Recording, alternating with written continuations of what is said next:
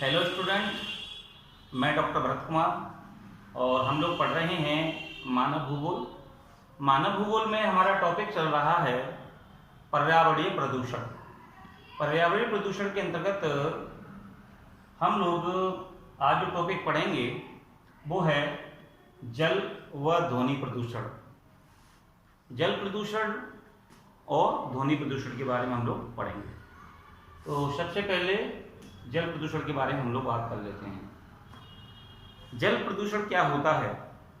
सीधी परिभाषा है कि जब कोई शुद्ध जल बाहरी तत्वों के कारण अशुद्ध हो जाता है या दूषित हो जाता है तो उसे जल प्रदूषण कहते हैं।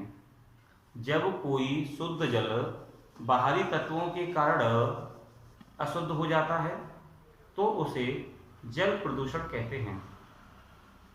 यहाँ प्रदूषण का सीधा संबंध मानव के साथ है, क्योंकि जैसे जैसे मानव बढ़ता जा रहा है या मानव की संख्या में वृद्धि हो रही है, वैसे वैसे प्रदूषण का स्तर भी बढ़ता जा रहा है। अगर हम लोग बात करेंगे यूएनओ के अनुसार या WHO के अनुसार, WHO जो वर्ल्ड हेल्थ ऑर्गेनाइजेशन है, उस WHO ने कहा है कि पूरे विश्व के अंदर एक आंकड़ा दिया है कि 2300 लोग 2300 लोग प्रत्येक दिन जल प्रदूषण के कारण मर जाते हैं, या हम ये कह सकते हैं कि 2300 लोगों को स्वच्छ जल की प्राप्ति नहीं हो पाती है और उस विशाल जल के कारण लोगों को नई नई बीमारियां हो जाती हैं और उनकी मृत्यु हो जाती है। तो वर्तमान समय में देखेंगे कि जल की जो गुणवत्ता है उसमें काफ़ी कमी आ रही है, और जल की गुणवत्ता में कमी आने के कारण पूरे के पूरे विश्व में यह प्रदूषण तीव्र गति से बढ़ रहा है।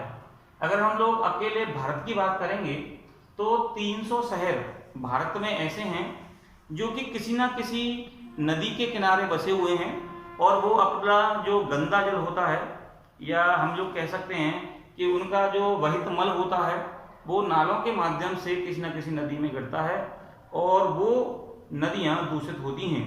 भारत के 300 ऐसे शहर हैं जो कि नदियों के किनारे बसे हुए हैं।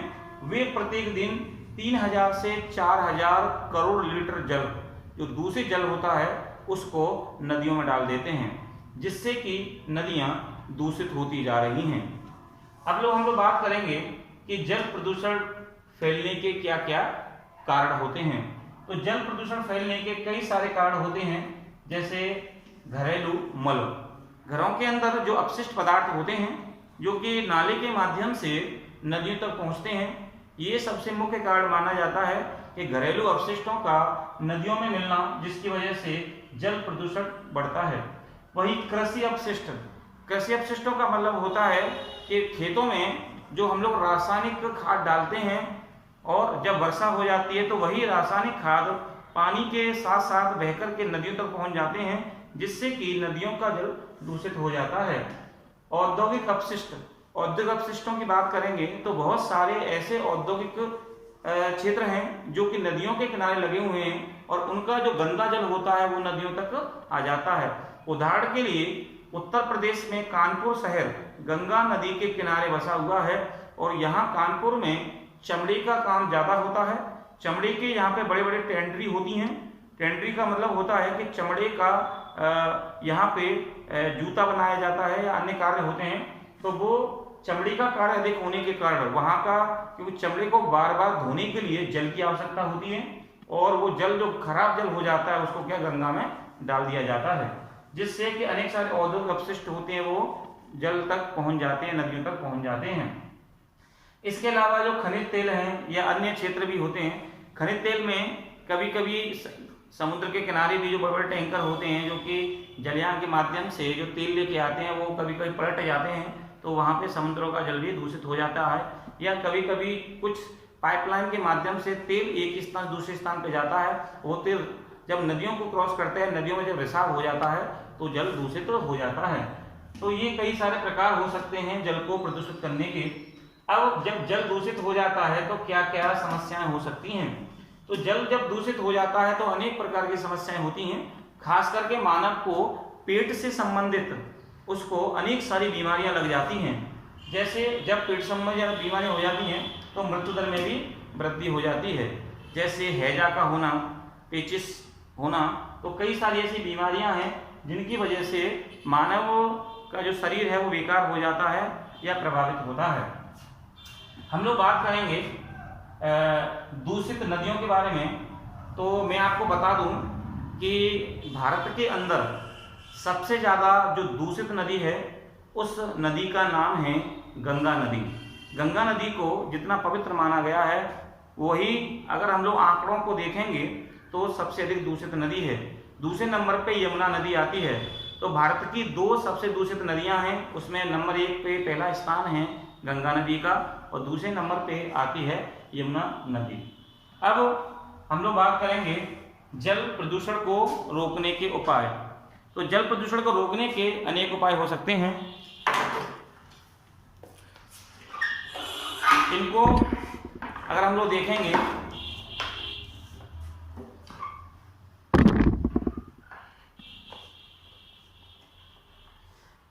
जल प्रदूषण को रोकने के लिए सबसे पहले हम लोग बात करेंगे जो शहरों का जो दूषित मल होता है उस मल को सीवर लाइन के माध्यम से जोड़ना चाहिए, क्योंकि सीवर लाइन के माध्यम से जो जल है वो दूषित अधिकांशतः नदियों में नहीं खोला जाता है, ऐसे दूसरे स्थान पर खोल दिया जाता है जिसको जो जल के संपर्क में नहीं रहता है। तो एक तो शहरों में सीवर की संख्या बढ़ाई जानी चाहिए जिससे जल कम से कम दूषित हो। अगला बात करेंगे खेतों के माध्यम से जो जल दूषित होता है, खेतों में रासायनिक खाद का हम कम से कम प्रयोग करें और जैविक खाद का प्रयोग हम ज़्यादा से ज़्यादा करेंगे तो भी हम जल प्रदूषण को होने से रोक सकते हैं। वहीं औद्योगिक अपशिष्टों की बात करेंगे कि उद्योग धंधों का जो गंदा जल जो नदियों तक आता है वह गंदा जल नदियों में आते समय उस गंदे जल को नदियों में ना खोल करके किसी अन्य प्लांट में या रीप्रोसेसिंग करके जल की उसे अगर किसी उस गंदे जल को उस नदी में न डाल किसी ऐसे स्थान पर डाला जाए जो वहाँ पे जल मिट्टी के अंदर सूख जाए और फिर हम लोग उसका दोबारा से पुनः उपयोग कर सकें। तो इस प्रकार से भी हम लोग कर सकते हैं। और वहीं जो मृत जीव जंतु होते हैं उनको उनके जो शव होते हैं उसको भी हम लोग क्या करें कि किसी भी बहते हुए जल में ना डालें।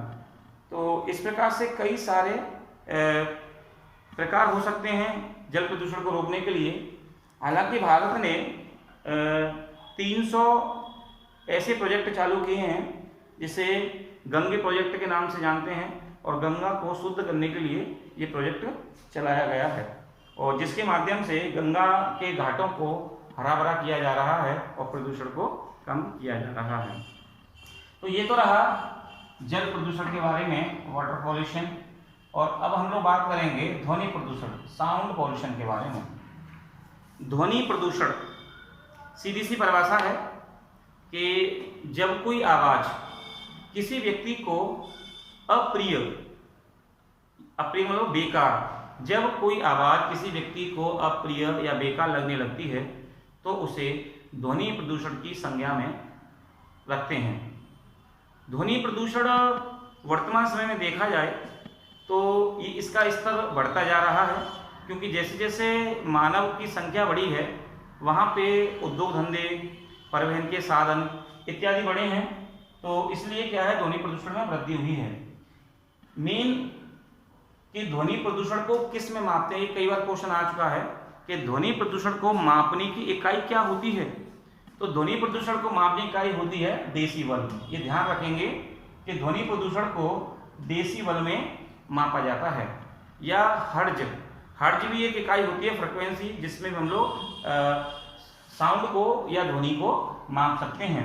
ऐसा माना जाता है कि 120 से अधिक डेसिबल का जो शोर होता है उसे हम लोग ध्वनि प्रदूषण के अंतर्गत रख लेते हैं।